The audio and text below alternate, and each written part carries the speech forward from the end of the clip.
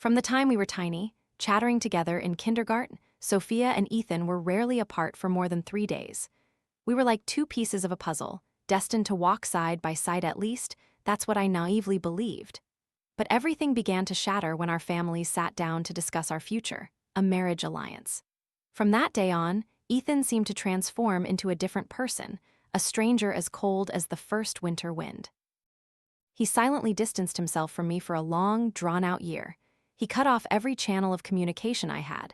My texts went unanswered, my calls unreturned. When I went to his company, I was blocked by security guards who repeated like machines, "Outsiders are not permitted, especially Miss Sophia. Please return." If I so much as appeared in his sight, he would immediately turn his back and leave, not even bothering to glance my way. Finally, a close friend of his, perhaps unable to bear seeing me constantly mournful, secretly led me to where Ethan was gathering with friends, a luxurious private room, where the yellow lights glinted off the crystal wine glasses as if mocking human hearts. Before I could even knock, his familiar yet bone-chilling voice echoed from within. "Just wave your hand and a walking doll comes running. No capability, no outstanding personality. To get engaged to someone like that, I only feel my own worth diminished." I stood silently before the slightly ajar door, my fingertips gripping the doorknob, but I lacked the courage to push it open. Something inside my chest was about to burst, like a thunderstorm building up all summer. Behind me, Daniel approached, quickly covering my ears with his warm hands as if to block out the cold words from inside. "Don't mind Ethan's words," he said softly. "He's drunk, not thinking clearly. Don't take it to heart." He gritted his teeth. "Let me go in and give him a piece of my mind." I quickly pulled on his sleeve, shaking my head gently. "It's not that I want to cause trouble. I just need an explanation, just a reason to understand why Ethan publicly opposes the engagement our families arranged, opposes it so vehemently that it's become the endless topic of gossip among the upper echelons. For 17 years, I've always called him brother, always believed there was a special bond between us, even without shared blood. If I eventually have to marry, why can't it be me?" Now I had my answer. It wasn't that I was inadequate, nor was it that I lacked the charm expected of a girl in that social circle. It was simply that, in Ethan's eyes, I had never been a woman. I was a small pet he'd raised since childhood, a toy to alleviate his boredom, an accessory to accompany him to endless banquets. Daniel used his handkerchief to wipe away my silently falling tears, muttering angrily, "Those gossips like Kevin, why listen to them?" I took a deep breath, trying to suppress my choking sobs. "It's okay, Daniel. Can you take me home? I don't want to see him anymore." "Yes, of course." Before we could turn to leave, the door to the private room suddenly swung open. We both froze, our eyes meeting Kevin's surprised face. Without a word, he immediately pulled me inside. This gathering was actually meant for everyone to persuade Ethan to compromise, to reconcile with me. I was led to sit directly opposite him, so close that I could clearly hear the clinking of his wine glass on the table. "Even if you want to oppose the family, don't treat Sophia like this," Kevin said, his voice full of indignation. "The girl grew up beside us. Who talks like that?" Ethan still kept his head down, not looking at me once, but the veins on his hand, gripping the glass, stood out clearly under his taut skin.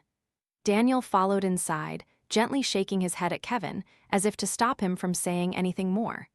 Before Daniel could pull me to my feet, Ethan finally spoke. His voice was low but sharp as a blade. "Sophia, why won't you listen? I already said, before the adults change their minds, we should keep our distance.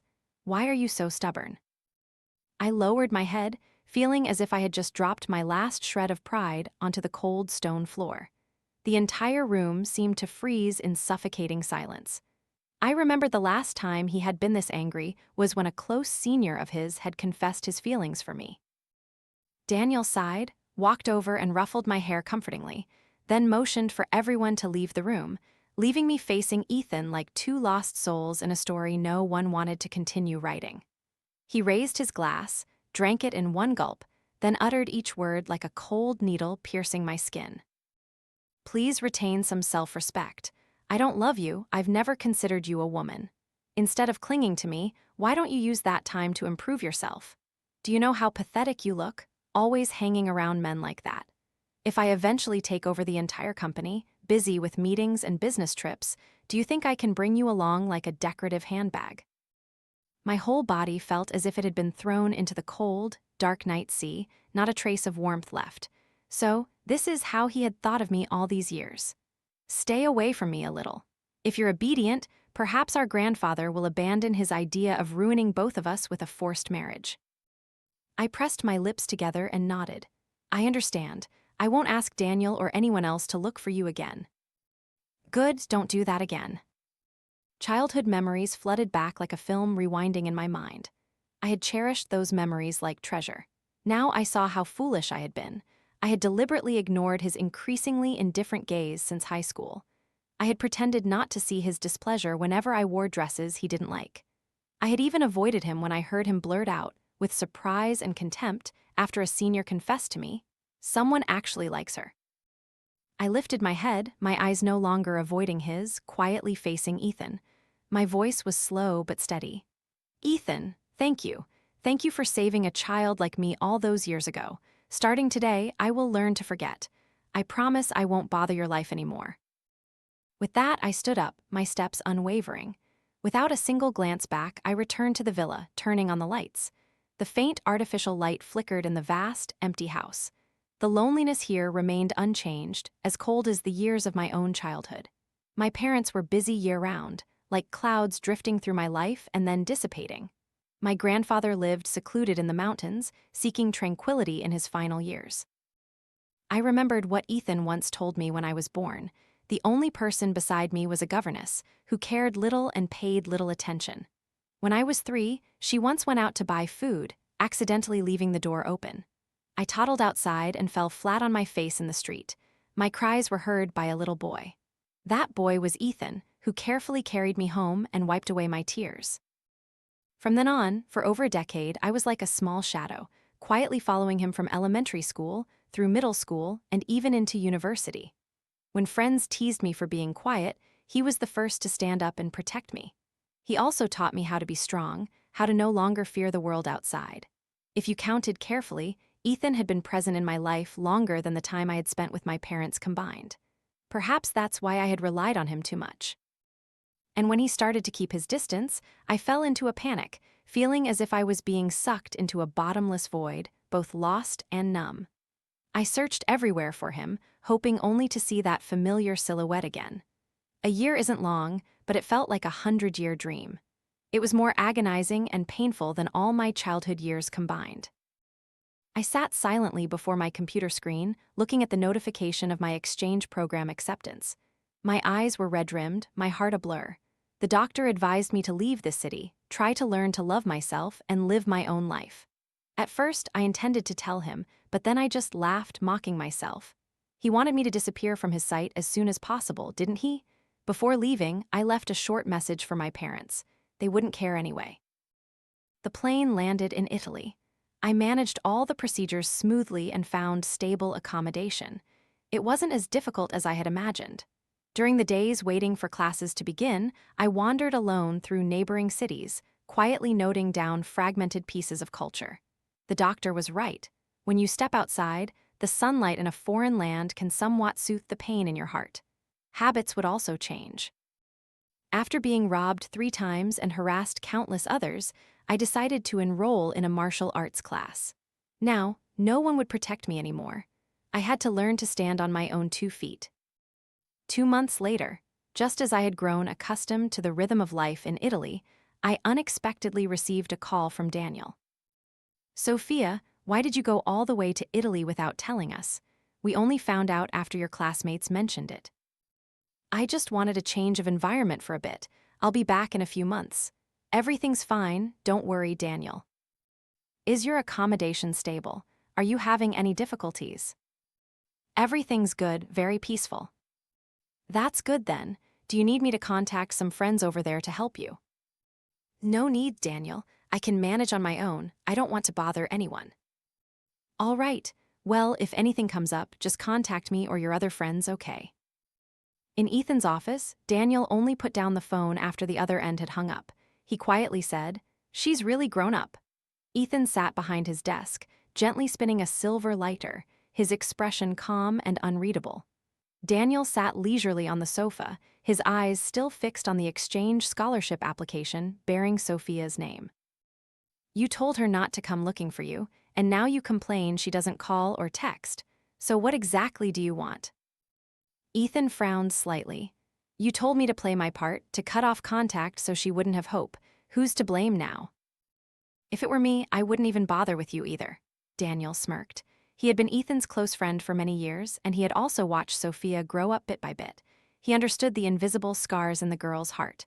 A child who grew up lacking parental love, always quiet, clinging only to one person, Ethan. But Ethan had never seen her as a woman he could love. He's cold on the outside, but his heart is full. This entangled relationship is really messy. After Daniel left, Ethan pressed a hand to his forehead, as if to ward off the throbbing in his mind. In his heart was an unnamed vexation, like a smoldering fire that couldn't be extinguished. It was more uncomfortable than when he had once discovered Sophia's studio filled with portraits of himself. Both families had begun to press for his engagement to her. But to Ethan, Sophia was still just a little girl who hadn't truly grown up, a child who had never known love. Ethan ran his hand across his phone screen, his eyes as deep as the gray sky before a storm. After a few seconds of hesitation, he quietly removed the block on a contact affectionately named Little Sister. Then he pressed the intercom button, calling Secretary Lynn into the room. Director Ethan, you called for me. Sophia, she flew to Italy by herself. Secretary Lynn raised an eyebrow slightly, a faint smile on her lips that quickly vanished like an early autumn frost. It seems my harsh disciplinary methods are working. Since childhood, Miss Sophia has grown up spoiled. No one ever strictly corrected her mistakes. Now she's a final-year student, yet she only knows how to cling to you every day. How can she stand firm in the future like that? Weak girls like her, if not forced a little, I'm afraid they'll never learn to stand on their own 2 feet. Secretary Lynn's voice was steady but firm, without a trace of wavering. Moreover, she continued, Miss Sophia's trip abroad this time isn't necessarily for self-improvement. It's very possible she's following those tricks from romance novels let go to hold on, give up to gain. I'm a woman too, those tricks are nothing new. If you truly want her to change, you absolutely must maintain distance to let her hone herself. Ethan frowned slightly, a contemplative look etched deeply at the corners of his eyes. But she's never been away from home for too long. She's already a third-year university student, no longer a young child. When I graduated high school, I was younger than her, yet I went to a strange city alone to study. There's nothing that can't be done. It's just that adults always want to overprotect. Ethan remained silent, then nodded slightly. He couldn't deny that Secretary Lynn's words made sense. Perhaps it was only because Sophia had never had a boyfriend that she vaguely mistook her close affection for something else. Perhaps being away from him for a while was indeed what she needed. So he ordered the cancellation of the plane ticket he had just booked for Italy, then returned to his stack of work documents, his eyes drifting over the dry words. Gunshots rang out like thunder in a clear sky. Bang, bang, bang. I nodded to my instructor, put down the M1 rifle, and gently massaged my aching wrist. My performance this time was significantly better than previous sessions. I quickly gathered my things, preparing for my afternoon martial arts class. Tonight, I had to get home early to avoid running into that annoying neighbor. Just as I stepped out of the training ground, a tall figure suddenly appeared before me. I lowered my head, intending to walk past, but the other person didn't step aside, instead walking straight to block my path. Excuse me, are you Sophia? The voice was perfect Mandarin. Yes, that's me. And you are? I looked up, my eyes unable to hide my curiosity. The man before me was nearly 1.9 meters tall, dressed in a meticulously tailored suit. Every gesture exuded the gravitas of someone who had navigated many storms in the business world. But strangely, when my eyes met his dark blue like a deep winter lake, that sense of pressure suddenly vanished. I am Julian, man, Ethan's close friend. Hello. Ethan said you came here alone to study abroad. He's a bit worried, so he asked me to assist you during your stay here. Your current accommodation doesn't seem safe. I've prepared another place for you. If you wish, you can move there. If you're unsure, you can call Ethan to verify. He invited me into a nearby cafe, then took out his phone and made a call. After a few polite greetings, he handed the phone to me. Sophia. Yes. He's from the Mann family. Our families have business ties. Just let him arrange things. If you need anything for your daily life, ask him. I've already told him everything. I clutched the phone, hearing his voice through the electronic waves, and old emotions surged within me, as if returning to a time before I was avoided, before I was cold-shouldered. Perhaps thanks to the distance, or time, or after a year of trying to forget, the wound no longer bled as it once did. I understand. Thank you, Ethan. The other end was silent for a moment, then reminded me, don't rely too much. Learn to be independent and make yourself stronger. I know. I hung up, politely handed the phone back to Julian, then obediently got into the car with him. In the car, he called someone to pack my belongings, then took me to a Chinese restaurant for a simple yet warm meal. An hour later, the car pulled up to the gates of a large, ancient estate, like a European Renaissance painting. Welcome, Miss Sophia. Thank you, Julian. As I stepped out of the car, I saw several maids and a butler already waiting. He gestured for me to go inside. No need to call me Julian. Before I went abroad, you were just a 7-year-old girl. We met a few times at the Ethan family's house. I looked up, my eyes full of surprise. Back then, you and Ethan were playing hide-and-seek, and you ran into my legs and sat down crying like rain. His voice was gentle, like an echo from a distant memory. Sophia's appearance back then, it turned out, was still deeply etched in his mind. That year, he followed his father through the grand gates of the Ethan family villa. The moment the door softly opened, a tiny, snow-white figure lightly bumped into his shin. For a child of that age, she should have burst into tears from the pain. But the little girl, a slender young lady, just hugged her nose and sat on the ground, her large round eyes brimming with tears but making no sound, only blinking gently as silent tears fell like early rain. Before he could even offer comfort, the little girl quickly wiped her tears with her sleeve, patting herself. Good Sophia, it doesn't hurt. Then, as if nothing had happened, she bounced up and stumbled away. That morning, his assistant had just sent him some information, piecing it together with that image. He guessed that this child was accustomed to enduring, not expecting comfort from anyone, nor demanding any tenderness from life. At that time, Ethan, the little friend who came along, was only a 9-year-old boy, and his parents seemed to pay little attention to the child living in the house next door. At that time, Julian was just a child, but his heart had stirred slightly. He once secretly thought, if no one needs this little girl, then I will take her abroad and care for her myself. Who knew that more than 10 years later, he would actually have the opportunity to fulfill that childish promise from his youth? We didn't know when we had ascended to the second floor. The door to the room on the right of the stairs was open. A tall man and several maids were arranging luggage. Seeing us approach, the man nodded a greeting. General Manager Julian, Miss Sophia. Then, as if remembering something, he tilted his head and asked, didn't you intend to take her to the south apartment? Why move her to this estate? Hearing that, I also looked up at Julian, waiting for him to speak. He gently rubbed the bridge of his nose, his voice calm as a breeze. My cousin will be staying there for a while, so Miss Sophia will have to temporarily reside here. Yes, I understand. The following days passed in quiet serenity, like an autumn lake. He dedicated a beautiful art studio to me, tucked away in a corner of the third-floor library, a peaceful sanctuary for an artistic soul. I often spent the entire day there, painting in the soft light, while he sat at his desk in the distance, handling work. Occasionally, he would approach, intently watching me paint, then chuckle half-jokingly, half-seriously, that he would collect the works of a future genius artist. When he learned I had studied martial arts and shooting, he didn't hesitate to offer to be my instructor himself. Seeing me only wear simple sportswear, he secretly ordered an entire collection of designer fashion, each item so exquisite that it astonished me. I thought if time could stop, perhaps I would want to live forever in this gentle world. But life never follows a script. One day, as I was painting, there was a knock on the door. Miss Sophia, the estate will undergo a thorough cleaning in the next few days. We need you to temporarily move to a hotel. A driver and a maid will accompany you to ensure your daily life is not affected. I lightly scratched the door frame, feeling a slight hesitation, and finally blurted out, "What about Julian? Is he moving to the hotel too?" I didn't know why I asked that question, but my heart suddenly sank, a vague feeling very similar to past abandonments. Had even Julian grown tired of me? "He's on a business trip. He'll pick you up when he returns." I pressed my lips together, clenching my hands, my voice light as a whisper. "Okay, when do I leave?" "If you wish, you can leave now." I nodded, saying I needed to change, then gently closed the door, giving a faint laugh.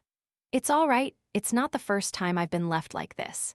In 3 months with Julian, I sometimes naively believed that we truly understood each other, that those glances, those jokes, those quiet concerns were genuine.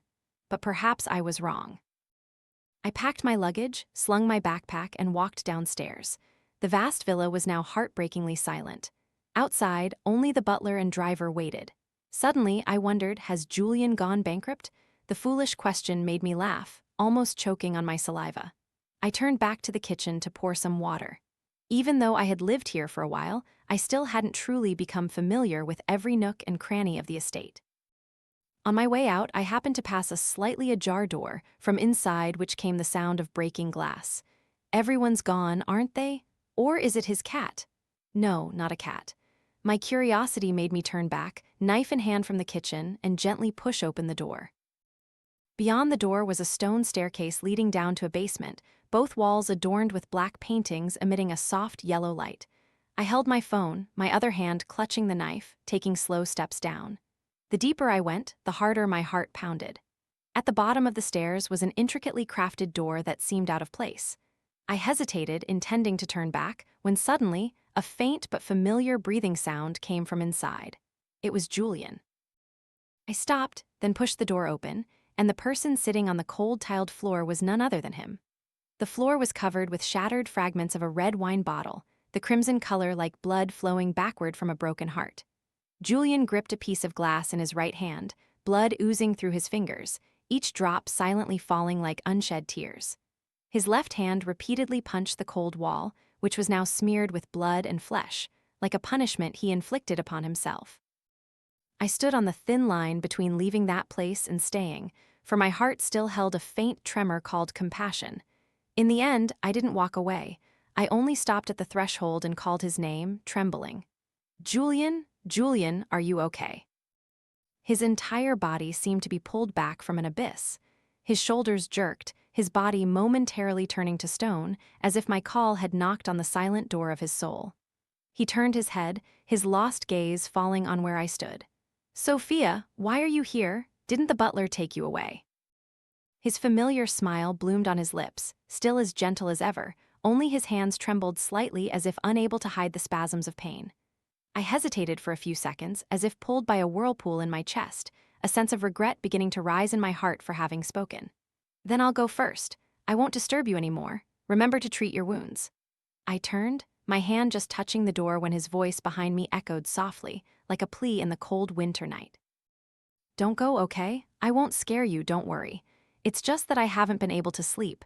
I've been having nightmares these past few days, so scared I'm trembling. Sophia, can you stay for a little while? Just for a bit."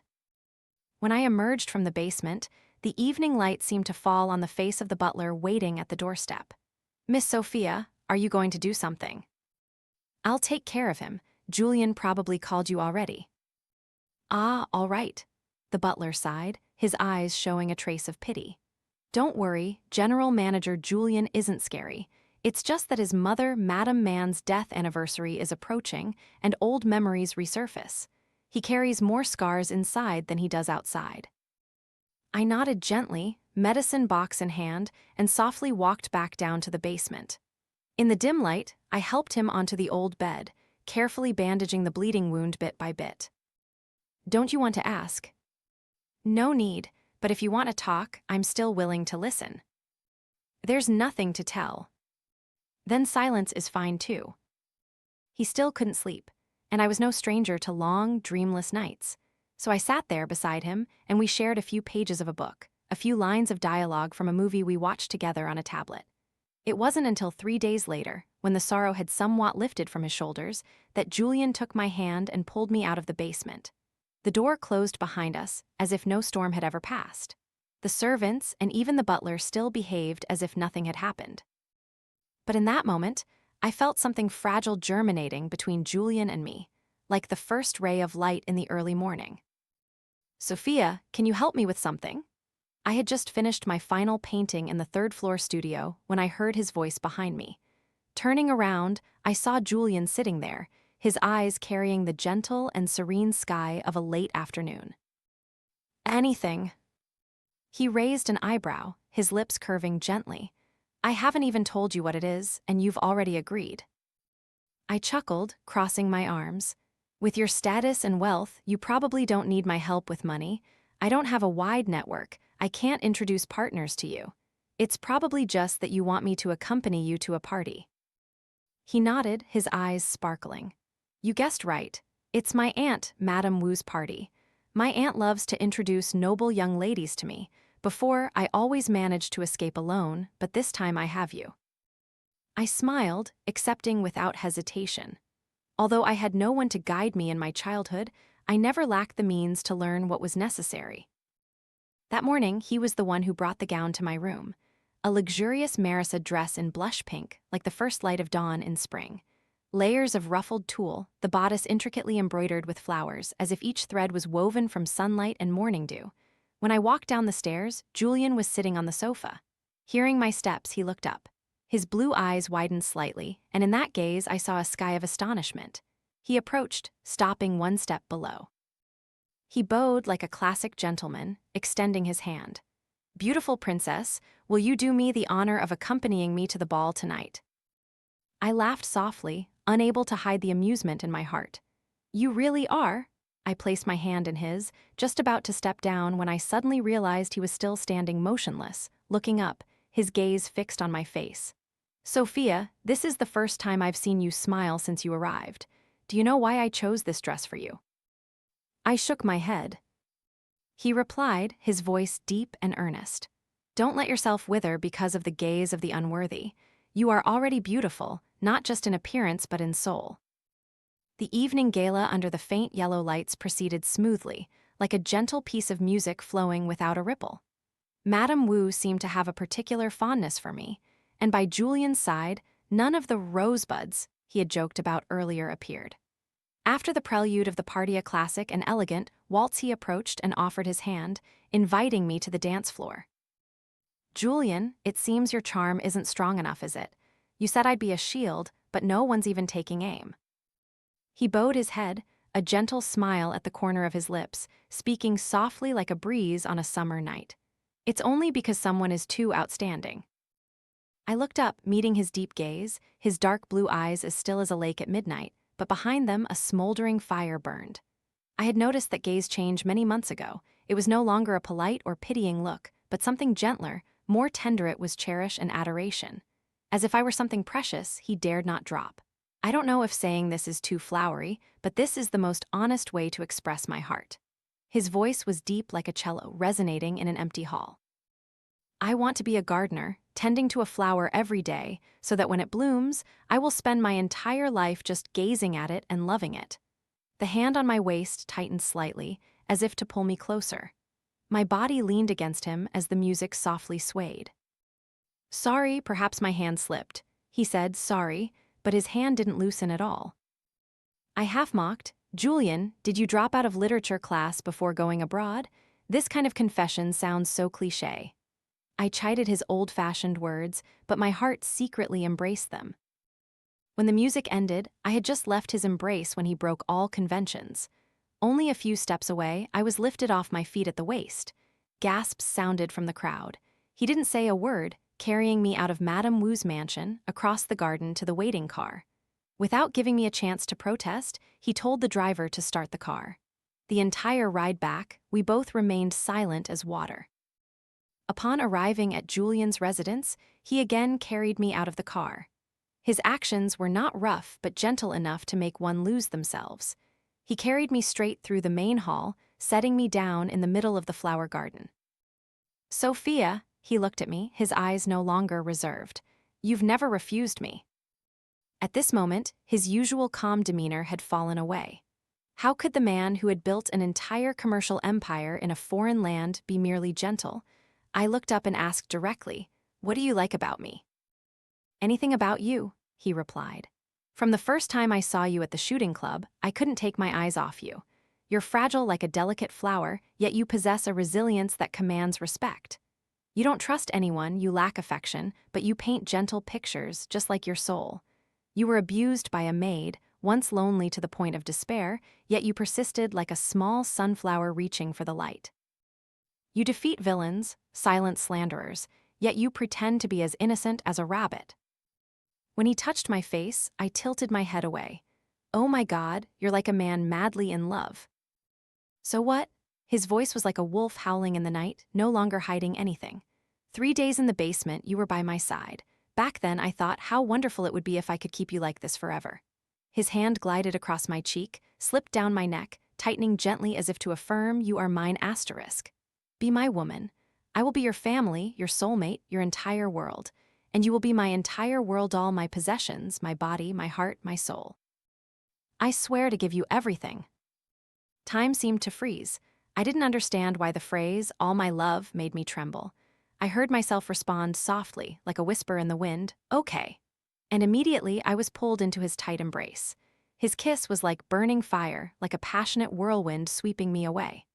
All reason was swept away, leaving only intense, ardent possession, as if he was breathing life into me, wanting to dissolve me within him. The next morning, I was woken by the unexpected ringing of my phone and impossible feet, as my phone was always on silent. Aside from Julian, no one in Italy had my number. I was still annoyed and about to sit up when a gentle hand stroked my cheek. The slow, soothing caress gradually made me relax my tightly bitten lips. Then, a familiar deep voice murmured in my ear, "It's okay, it's my phone. Go back to sleep, good girl." As soon as he finished speaking, his hand reached up, gently lifting the phone from the table. The screen lit up, casting a faint glow on his serene face. He didn't hang up, nor did he rush to answer the call. I lay still in his warm embrace, looking up, my eyes meeting his deep ones. He frowned slightly, as if he had just discovered something interesting. It was Ethan. He leaned down and placed a kiss on my forehead. The gentle gesture made me both tingle and want to laugh. "Wanna listen?" he asked, his voice soft as a breeze. I blinked, my voice playful. "Give it here, let me listen."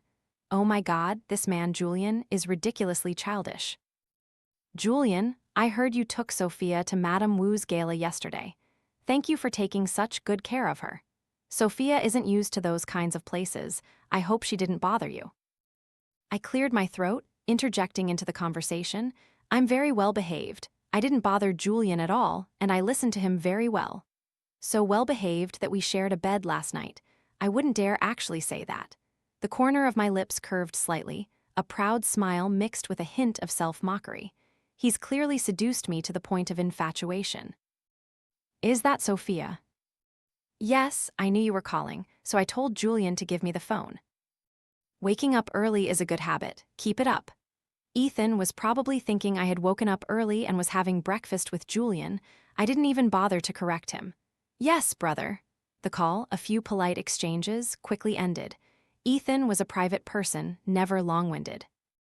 On the sun-drenched golf course, Ethan was enjoying a leisurely morning training session with his friends. Leo Fang, the second young master of the Fang family, burst out laughing. "See? I told you, my sister also went to Madame Wu's gala yesterday. She just glanced over and recognized your family's Sophia." Ethan silently looked at his phone screen, his eyes unreadable, his face expressionless. "Do you have photos?" "Of course, my sister even sent them to me privately. I have to say, Sophia looks so different dressed like this. She never dressed up so much back home. Or is it because you wouldn't let her?" That seemingly harmless remark struck an invisible chord in Ethan's heart. The atmosphere suddenly grew tense. The second young master laughed awkwardly a few times, also beginning to sense that something was wrong. "Let me see the photos." Ethan's voice became deep and cold, like a thin layer of frost covering the bright sun. Here." Just as Leo Fang pulled up the chat history, Ethan snatched the phone decisively. In the album were over a dozen photos, Sophia hand in hand with Julian entering the magnificent hall, the two of them dancing under sparkling lights, and even Julian carrying her out of the party, looking as intimate as if they had been in love for ages. Leo Fang's sister had also added a few suggestive captions. These two must be dating, right? Mom told me to look into General Manager Julian, but it seems I'm too late. Sophia is truly radiant. Julian really kept her well hidden. Ethan's face darkened, his deep eyes now glowing with a simmering anger. Hey, gently, my phone's almost bent in half. Daniel also glanced at the photos, sighing softly. Sophia looks really beautiful. It's a huge change for her to appear in such a crowded place. Change, HMPH. Ethan pushed Daniel's hand away, gritting his teeth. Julian, man. After being with Julian, I felt as though my whole world had shifted. The next morning, before I was fully awake, he placed a stack of documents in my hand. I opened them. Properties, real estate, all in my name, including our current home, the estate in the heart of the city, and a large portion of his company shares, both domestic and in Italy. I looked at him, bewildered. Are you crazy? He sat with his legs crossed on the chair, I in his lap, the portfolio resting in my hands. Not crazy, just, what if you don't stay with me? We're not married yet. What if you run off with my assets? I looked at him, the usually calm man now smiling like a child who had just thought of a mischievous prank. Yes, I really am crazy, he chuckled. Only a little crazy, not completely insane, I chided playfully. Big crazy and little crazy, a match made in heaven. Besides, your surprised look is like a kitten caught in the rain, absolutely adorable. Let's see what else I should give you. I quickly covered his mouth. Oh my goodness, a man over 30 in love is truly overwhelmingly sweet.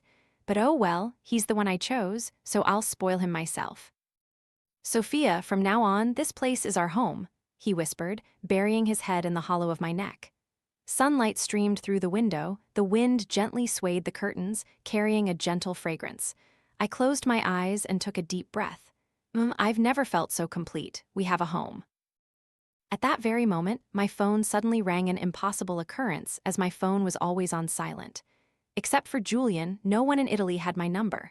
I was still annoyed and about to sit up when a gentle hand stroked my cheek.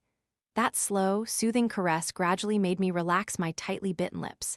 Then, a familiar deep voice murmured in my ear, "It's okay, it's your mother calling. Just answer it," he said softly, placing a kiss on my earlobe. I regained my composure and pressed the answer button. Sophia, when are you coming back? Around 5 months, Mom. Grandpa Ethan's birthday is next week. Come back for it. Yes, Mom.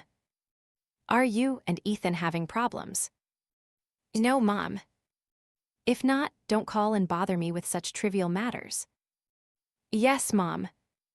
I stared blankly at the hung-up phone screen, my heart empty, as if a hole was widening in my chest. Julian. Ahem.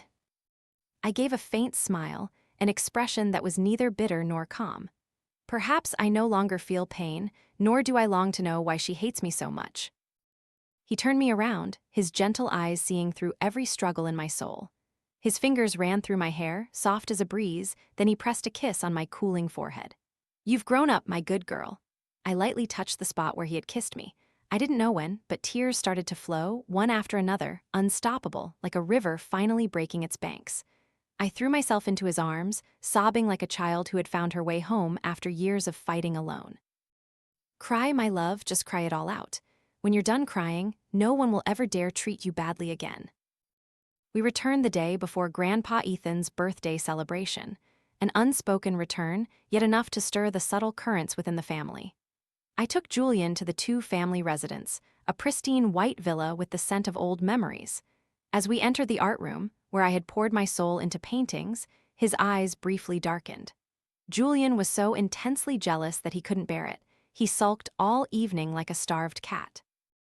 I had to promise with all my heart that I would paint many new pictures just for him before he finally managed to smile again. I walked arm in arm with Julian into the banquet hall, where crystal chandeliers cast light on 100 meticulously made-up faces and 1,000 watchful eyes. Before I could even find my relatives from the Ethan family, Julian was surrounded by guests, shaking hands and exchanging intimate greetings. I quietly withdrew from the noisy whirlwind, finding a secluded corner to enjoy a small, fragrant cake. Miss Sophia, I looked up. It was her, the woman I least wanted to face. Secretary Lynn. She wore a white, off-the-shoulder dress, looking like a swan, but in my eyes she was no different from a predatory bird in disguise. Ignoring my cold gaze, she casually sat on the chair opposite me, crossed her legs, gently swirling her red wine, her voice lazy but full of venom. I didn't expect you to come back. I thought you had at least some self-respect and would withdraw from Ethan. Her voice was sickly sweet, dipped in honey, but every word was like a knife plunging into my heart. Girls should maintain their dignity. Don't cling to someone so miserably. Ethan's mother openly despises you. She only brought up the engagement out of deference to your grandfather. Who do you think you are? I'm the one who has the right to stand by director Ethan. I remained silent, my gaze falling on the small cake in my hand. Suddenly, its sweetness felt heavy, impossible to swallow. I knew she had often used words to attack me, especially when I was fragile and desperate for a little warmth from Ethan. But this time, the mask was off. I wanted to stand up and leave, to avoid trouble, not to ruin the dignified atmosphere of the birthday party. But she suddenly grabbed my wrist and pushed me hard. "Ah," she cried out, the wine glass in her hand spilling all over her own dress. "Miss Sophia, Ethan and I are innocent, don't be so unreasonably jealous." Her voice suddenly became shrill, attracting gazes from all directions. I felt eyes like daggers on me, and just as I expected, Ethan was helping his grandfather out of the adjoining room. "What's this, Sophia, what kind of trick are you pulling now?" Ethan glared, his gaze accusatory. His mother also frowned, her voice full of reproach. "Sophia, today is a grand party for the Ethan family. You are nothing to Ethan yet, don't act so disrespectfully. How often have I told you not to be so petty and impulsive?" Grandpa Ethan slammed his cane on the floor. "Girl, go back to your room and reflect. I will teach you a lesson on behalf of your grandfather." I stood frozen. What is this? A dark, farcical family drama? This script would be considered bland even if made into a comedy film. "Sophia," Julian's voice rang out, cold as a thunderstorm. He rushed forward, his face as grim as a raging storm. I quickly grasped his hand, shaking my head slightly. "It's okay, let me handle it." Secretary Lynn continued to play the role of the pitiful victim, clinging to Ethan's back, being comforted by his mother as if she were the future daughter-in-law. I sighed. When words are no longer sufficient, the truth must be brought to light. I opened my handbag, took out a tiny voice recorder, and pressed play, letting the sound echo through the hall like a broken bell at dawn. Recording of Secretary Lynn's voice. "Do you know how much Director Ethan's mother hates you? A child not raised by her own mother. I am the one who has the right to stand by Director Ethan. With such a seductive face, don't pretend to be pure here. Believe me, I just need to throw a glass of wine, and you'll have to get out." The space seemed to freeze. Whispers, scrutinizing glances, and the expressions of the Ethan family suddenly became a chaotic palette splattered on a wall. Secretary Lynn turned pale, like someone stripped bare in a snowstorm, her hands dropping, no longer clinging to anyone. A sudden burst of laughter rang out, unclear from which corner, like a knife cutting through the tense atmosphere. Around us, whispers quickly spread like waves across a calm lake. I heard the Ethan family was doting on Miss too. Yet look how many times she's been unjustly suppressed and hurt. Didn't the Ethan family actively propose the marriage alliance? They probably thought the two family, with some academic renown, would be easy to exploit. Exactly, the two family is known for its scholarly tradition. Her parents are busy year-round with archaeology and ancient artifact research. They have no time to worry about their daughter. Even so, this girl is truly resilient and quite clever. Honestly, if I had a son, I'd want him to marry her. I gently pressed my lips together, offering a painted smile, awkward yet professional. My hand subtly pressed the stop button on the small voice recorder hidden in my pocket. Are you kidding me? I've known how to protect myself since I was a child. Bullied to the point of being hardened, I learned early how to defend myself in my own way.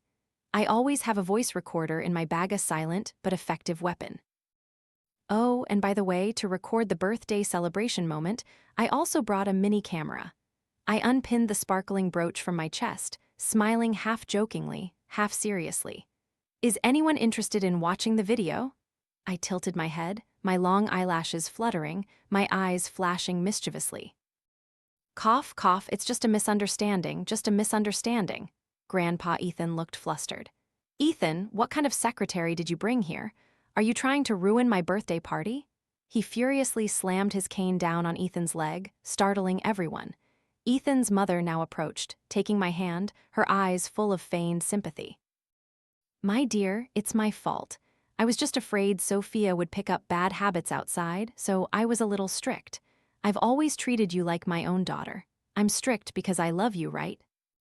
I nodded slightly for appearance's sake, then slowly withdrew my hand from hers. Yes, yes. I tilted my head as if remembering something. You just mentioned the engagement, didn't you? Julian and I are just ordinary brother-sister figures. There's never been any promise between us. Please don't arrange things haphazardly. I blinked, putting on an adorable facade, then turned to look at Ethan with cold eyes. Ethan, right. Because if it weren't for this voice recorder, I'm sure this green tea and you all would have falsely accused me to death. Not even married yet and already planning to harm others. So petty, who could stand it? I stamped my foot in a show of anger, then offered a charming smile, turning to look at Madam Ethan. Don't you agree, Auntie? The atmosphere in the room grew heavy, as if someone had poured a bucket of cold water over the crowd. All eyes avoided mine. No one dared to argue. Did they think I was weak, easy to bully? Even a gentle person, when pushed to the brink, can become a sharp blade. I gave a faint, cold snort, then turned and took the hand of the man standing beside me, the one whose gaze had remained gentle throughout. Julian, did I do something wrong? Why do Grandpa and Auntie Ethan hate me so much? I nestled against his shoulder, pouting. I was even going to introduce them to my boyfriend. Julian wrapped his arm around me, placing a kiss on my hair. Then let's just stay away from them. Okay, he dropped his smile, turning to look directly at Grandpa Ethan. If this party doesn't welcome us, then Sophia and I will excuse ourselves. Without waiting for them to speak up and try to keep us, he took my hand and walked away without a hint of reluctance. Sophia, wait. This time, Ethan finally spoke, his voice full of regret. But Julian and I only exchanged smiles, our steps unwavering. When we returned to the two-family home, it was already late afternoon. Before I could even take off my coat, Julian pressed me against the wall, as if there was no one else in the world but him and me. He leaned down and kissed me, a deep, suffocating kiss. All other sensations were swept away, leaving only intense, warm possession. After a long moment, he finally released me, gently kissing my forehead. Sophia, do you know how alluring you are? The moment you stood up and fought back, I truly couldn't take my eyes off you. Tell me honestly, did you cast a spell on me? I blushed and pushed him away. This man, truly Italian-born, was different cold as ice when he wanted, but burning like fire when in love. But I loved that fire, loved the way he loved me, straightforward, open, with nothing hidden. I wrapped my arms around his waist, resting my head on his chest. Perhaps it's because I know I have you behind me that I'm brave enough. I used to be petty, easily angered, and held grudges, but now I have you. If anyone dares to provoke me, I'll bite back. He laughed, his laughter like a spring breeze stirring his chest. Good, if you can't bite, I'll bite for you. The next morning, I woke up well into the afternoon. I lazily took care of my personal hygiene, then shuffled downstairs. The scene in the kitchen made my heart flutter. Julian was wearing an apron, busily preparing lunch. I couldn't help but gently hug him from behind. Did you sleep well? Enough, then get ready to eat. I'm almost done. I smiled, feeling like I was living in the most beautiful dream of my life. I was leaning over, intending to see what he was cooking, when the doorbell suddenly rang. I turned and quickly went to open the door, surprised to find Ethan standing there. I slightly pulled the door closed, then turned to face him. What happened yesterday, I'm sorry. Ethan spoke, his voice deep and slightly hoarse. If you looked closely, his eyes were shadowed as if he hadn't slept all night. Oh, really? I had no intention of adding any polite words like, "It's okay," to make things comfortable. There's a classic saying everyone knows. If a mere apology could solve everything, what would be the need for laws and police? I asked directly, my impatience unconcealed. Do you have anything else to say? I'm currently having my breakfast lunch. Yesterday, you and Julian deliberately did that to make me angry, didn't you? I sighed, adjusted my clothes, and replied calmly, "It's best not to involve outsiders in our matters. Besides, Julian is very busy. He shouldn't be dragged into trivial things." "No, it wasn't to anger you." I looked directly into Ethan's eyes, my words clear and straightforward. "Julian is my boyfriend. He's not a stranger. He holds a special place in my heart." Ethan's eyes widened momentarily, then abruptly filled with surprise and confusion. He yelled, "You and him. Do you know what you're doing? He's 3 years older than me." I shrugged as calmly as if discussing the weather. "Yes, and 6 years older than me. It's not like he's 10 or 20 years older. This age gap isn't a big deal. Besides, he has never treated me like a child." Ethan still couldn't accept what I had just said. His eyes narrowed, then he suddenly grabbed my arm. "No, you can't." I tried to pull my hand back, but he held it tightly. "Why can't I?" I retorted. "Do you know, don't you dare try to sow discord. Let go of my hand." "Do you know his family isn't normal? His mother, she died because of his father. His father suffered from OCD, forcing his mother to live in the house like a prisoner for 10 years. When she couldn't take it anymore, she became depressed, came downstairs to say goodbye to him one last time, then jumped from upstairs right before his eyes. Do you understand? He saw his own mother die with his own eyes, and his father is a sick controller. He's also affected. Do you know what he did to those who betrayed him in Italy? How horrific their fates were? How could you?" Ethan's eyes were red-rimmed. His hand moved to grip my shoulders, shaking me violently as if trying to wake me from a trance. "I know." I lowered my gaze and smiled faintly. "I know everything, Ethan. From the first time we met, I could sense who he was. At first, he interfered with all my decisions: what to eat, what to wear, what to study. Even what I should like was all meticulously arranged. After that, whenever I met someone, went somewhere, or came home, I had to report it. But wasn't that what I had always been looking for? A controlling person and a dependent one are a match made in heaven. He never complained when I clung to him, didn't criticize me for being reclusive or having no friends. When I hesitated, he would help me choose." I slowly peeled his fingers from my shoulder. To me, Julian is like the perfect missing piece in my life. Before, I used to dream of someone who would make me the center of his world, love me, care for me, protect me from all harm. Life is too short. If you found the right person, why force yourself to change? The good news is that when we're together, we're both gradually becoming better. He once demanded that I wake up at 7 a.m. sharp, but now he lets me sleep enough before starting the day. He supports me in trying everything I want. When I falter, he's the first to reach out and pull me up.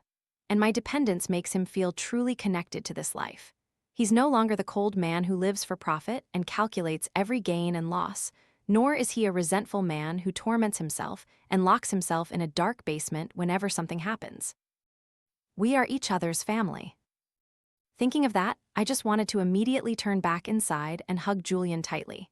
"Ethan, I know I bothered you quite a bit in the past, and I caused you a lot of trouble. The misunderstandings between us once made me angry and hurt, but I'm still grateful that you were there for me in my childhood." I watched Ethan's figure disappear, then quickly closed the door. Julian was standing less than 10 steps away, head bowed, intently looking at his phone. Hearing the door open, he looked up, smiling gently. "Spread your arms and wait for me." "Julian," I laughed, rushing into his embrace. "What are you cooking that smells so good?" "Bell pepper stir-fry with meat." He casually carried me to the dining table. "Last time during your checkup, the doctor said you're anemic, so my Sophia needs to supplement iron, but I don't like bell peppers." "You can't skip it. Eat at least one piece. I've chopped it tiny and stir-fried it thoroughly. Mixed with rice, you won't taste it." Then I'll try a little." "You're a good girl." We weren't in a hurry to leave our hometown and return to Italy. Since we were already back in the country, why not take advantage of a few days of relaxation, a short vacation just for the two of us? One sunny afternoon in High City, the wind whistled through the air.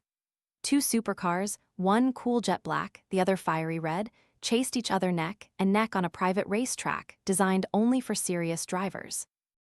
Wheels spun, the road marked with scorched tire tracks from friction, engines roared as if to tear open the sky. In a fleeting second, the black car surged ahead, crossing the finish line amidst the silent cheers of the empty space. The black car stopped first. Julian opened the door and stepped out, leaning against the gleaming body, his hand extended towards me, who had just emerged from the red car, his eyes full of pride yet gently smiling. I won again. I pouted but couldn't hide the excitement in my eyes. Adrenaline still surged through my veins. I rushed to hug him, lightly biting his neck. His sweat and breath mingled, salty, like the lingering echo of a high-speed symphony. We kissed ravenously, oblivious to everything. I swear, next time I'll make you eat my dust. I shook my fist, my eyes sparkling. Julian laughed. This time was just luck. Facing a formidable opponent like you, I'll have to double my efforts next time. We also attended a few charity auctions. He enjoyed picking out strange items and then telling me to raise the paddle and bid against people, as if I were the buyer, not him pouring out his pockets for my pleasure. Who pays doesn't matter. Having fun is what counts.